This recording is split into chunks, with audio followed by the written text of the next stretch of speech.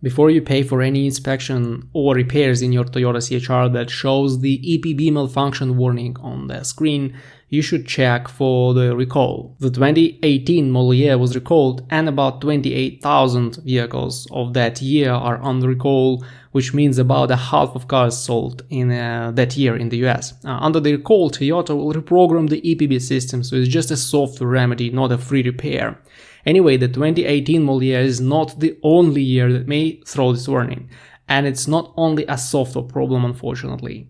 The message is very common for vehicles that have low batteries or drains in the electrical systems. If your battery is not healthy, the CHR will struggle to release the parking brake since the system utilizes two tiny electric motors mounted on brake calipers on the rear wheels. If this happens, you will see the EPB malfunction warning immediately. The fix is quite straightforward. Charge your battery with an external charger or replace it with a new one, especially if it's quite old and inefficient. Unfortunately, there were registered problems with parking brake actuators, and Toyota replaced a lot of them under warranty, but there is still no TSB or recall connected with this problem.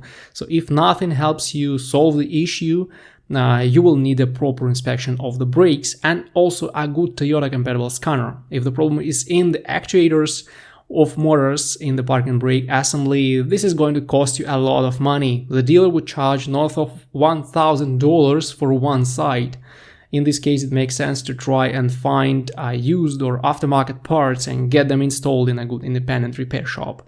But you probably don't want to go as cheap as possible, since it's a bad idea to compromise the quality of your braking system.